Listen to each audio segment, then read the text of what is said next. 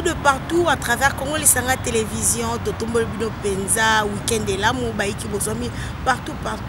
à travers le monde entier pour Rolanda Bisso. La chaîne YouTube, nous même sans le Babino, actualité politique en Boka Congo. Toko Sengamno toujours beau s'abonner massivement, beau aimer, beau partager ma vidéo Napso, et Koza Penza, Malamo Mingilelo, Toye, on a cadre actualité politique en Boka Napso Congo. Toko mais comme ça la analyse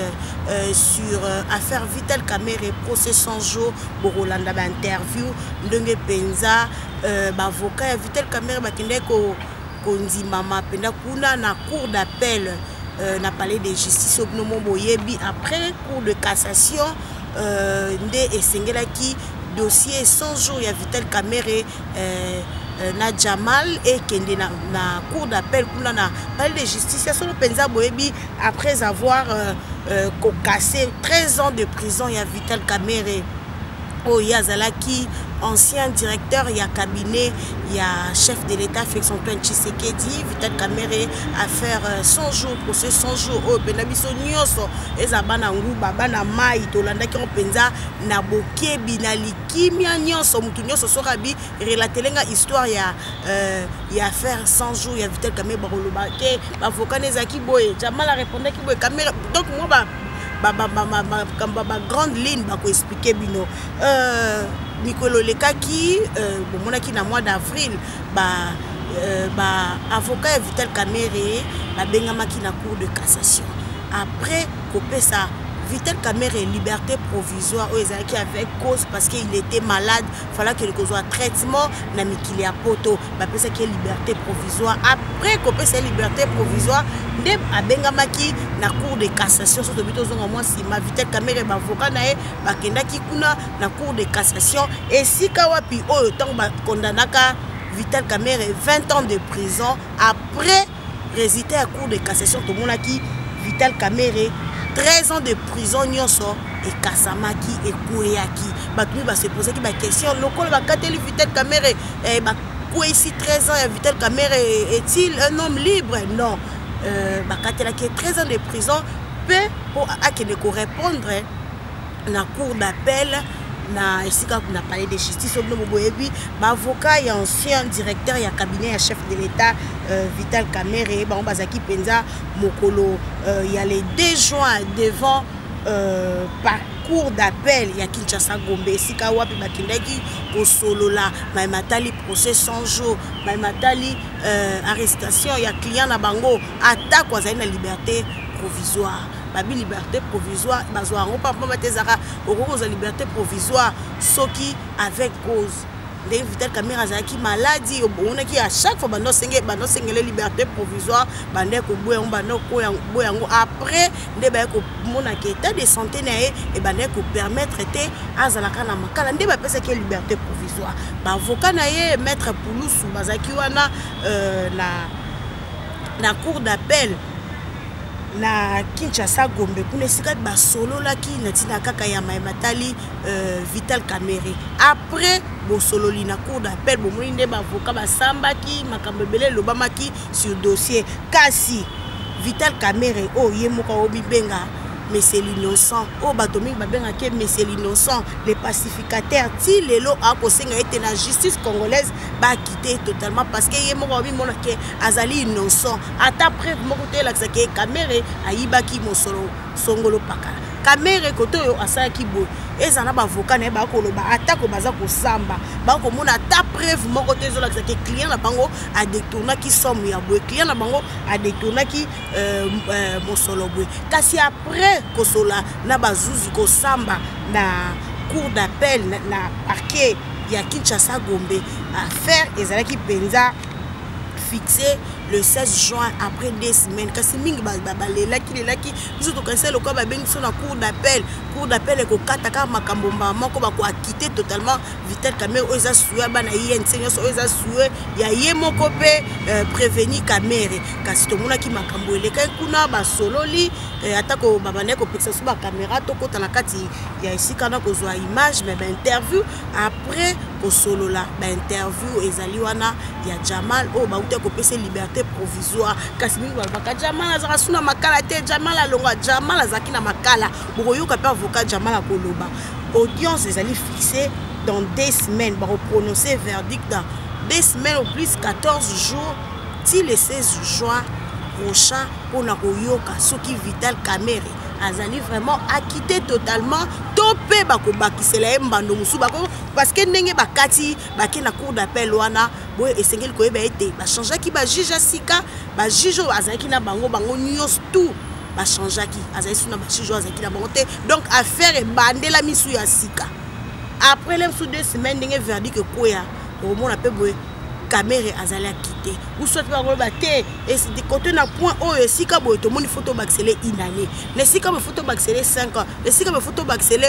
1 mois là bon on a sous affaire beaucoup comprendre en gros dengue ezali kolekana kasi toko ko rappeler bino procès 100 jours et bandaki depuis 2020 lelo otozali na juin 2022 et zo toujours ko continuer Vital Kamerhe otoyo babaki ayibi mosolo ebele procès 100 jours ayibi kanyak ebele ya l'état et ça pour la première fois tout monde a un directeur, il y a cabinet, il y a chef de l'État, bah interpellé, non plus qu'interpellé, bah kangaye pour la détournement. Vraiment, bravo l'État de droit. Nous procès à Vital Kamerhe qui est État de droit et comme ça makambo kasi après avocat Vital Kamerhe kobima la bango pe ya Jamal kobima la bango na cour d'appel ba pesa ki pe moi lolaka na bango batalisa ba imboka lolenge nini procès et salemaki pe ceux qui ba komi esikani tout ce qui m'bolanda na nous quelques interviews à maître Poulousou Ouazali maître avocat ya Vital Kamerhe pe maître avocat ya Jamal yé pa pesa ki position ni nezo kendele ya client na tout ce qui m'bolanda plutôt zongi bongo na si.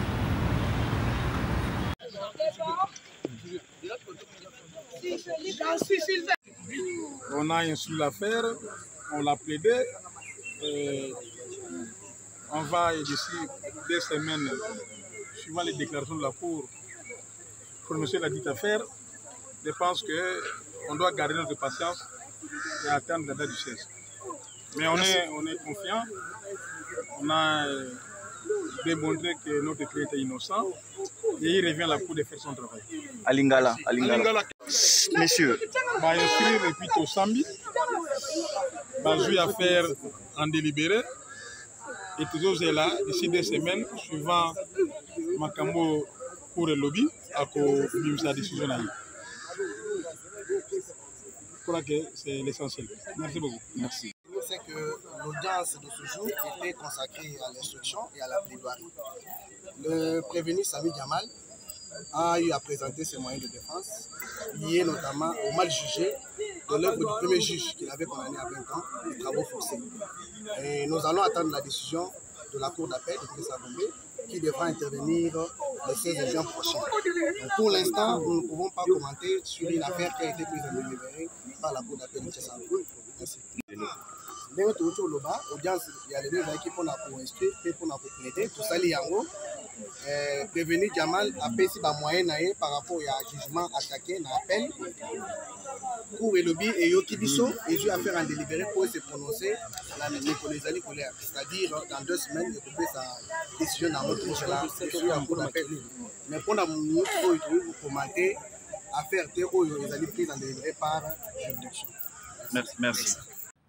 Oui, wanezaki bongo maître Poulousou azali bongo avocat ya Vital Kamerhe oye abande kolobela tina ya client na ye après kouta na cour d'appel lolongi esengé ko bate Vital Kamerhe azana liberté provisoire kasi mayo ezaki 13 ans de prison oyo bakatelaki après ko banana 20 ans tiko kita 13 ans ezaki déjà cassé na cour de cassation a changé ba juge sika makamonyo se salamaki yasika boyoki ndenge maître Poulousou auti kolobela na tina ya na ye o bango bazoko luka kaka Vital Kamerhe azala quitté totalement pe client avocat ya Jamal pa auti koloba lolenge nini bango pe bakosenga kaka acquittement ya client na bango esengeli koyeba ete de ebandeli ya procès oyo Vital Kamerhe bane komi benga toujours azali innocent ayebi likambo te kasi ya bande ko souligner mingi ne bandela procès ete likambo yo ezalaki bazoko luka mutu ya président Félix Antoine Tshisekedi kasi ye atombé neka victime parce que ya bana ko ba te yazaki wana pona ko protéger mona mboka Félix Antoine Tshisekedi kasi moi zinga Félix Tshisekedi ezalaki pe na bato bana ko linga caméra te de basaki tout babwa kaye na cachot mais état de droit obso to le la mvula bato bako détourner na pouvoir et outil koleka bato bako détourner mon sol belé bato babumi bato kili makambo sami belé kasi to molaki mutu te basambisa boye mutu ayibaki likambo mwasaki bo mais tomoni na boyeye ya Félix Antoine Tshisekedi atako caméra zalaki moto na ye o babandaki na bango na Genval bakei basolo li makambo nyonso ti esimbi te kuna Genval babimi ba créer bango pe Nairobi et puis si bokondi lelo tozali na mwana mboka Félix Antoine Tshisekedi na tête ya République démocratique du Congo kasi atalaki yango te tango bato bande kolobake mbongo boya 100 jours ezali détourné bayibi mbongo boya Félix Antoine Tshisekedi atalaki te ke loko aza moninga nanga toliaka na ye tomelaka na ye na kolandele te omoni ba interpellaki caméra mokolango na parquet ya 3e mairie bato bande ba caméra koya te caméra za protéger to molaka mokolango caméra kitaka wana basambi simbi te directement kinegi na makala na kilo lelo ndenga za na liberté provisoire vraiment longonya en état de droit ba avocat ya mwana mboka Vital Kamerhe ba ko senga kaka acquittement total na ye moko pe prévenir caméra ko senga acquittement total to moni cour de cassation et kassaki tous les 13 ans de les hommes ba oh te aza déjà quitté déjà to la rara abima non bazo samba makamezo kende molo ba rozo dans 2 semaines ce qui peut esimbité l'aime se bako ba qui se peut mbano musute il y a 5 ans ce qui peut simbi au monde peut ba quitter totalement c'est que ko be été court et qu'on s'est prononcé dans 2 semaines ou soit les 16 juin ndenge tombé les 16 juin vraiment wanezaki bongo avocat ya Vital Kamerhe ba ko senga toujours acquittement ya client na bango ndenge bomoni ba avocat ba ko loba été depuis bazo ko insister avec insistance depuis babandi ko samba dossier o ya Vital Kamerhe ba ko mona ta preuve moko te la ki se ke client na bango atushaki esikabo client na bango asala ki sikabo bango pona bango ba ko mona ke Vital Kamerhe c'est un innocent so ki akangama ikana makambo mosusu ayebi makambo wana te ya ke ko izwa kanyaka ya l'état ko détournango ndenge mimi na prison vraiment to comme presque à la fin ils aki bon analyse de mekoso la pe ba interview ya ba avocat ya Vital Kamerhe ancien directeur ya cabinet ya chef de l'état oyo procès et routaki na cour de cassation le sika ba kasaki 13 ans de prison o atikala kinango après affaire ekendaki epemaki bongo na cour d'appel na parquet ya Kinshasa Gombe esika wapi ba memi verdict bakende katango mokolo il y a le 16 juin après 14 jours les acquis bon le 2 juin après 14 jours droyé basoki si réellement Vital Kamerhe serait un homme libre si réellement Vital Kamerhe ba ko bakse sous mbano mususu so batel basusu pe batel babité koto to saki bien te koto to siki bien te to ça nini to bandela makambo ba pese sous vraiment to comme la suka merci Junior Mboza qui bongo na sima caméra merci na ba justement na de partout à travers le monde entier to senga toujours beau s'abonner massivement beau aimer beau partager ma vidéo là et que ça mala moni ngweza libongo Congo lisanga so nzamba zongo te to kutani na mikozali ya ciao.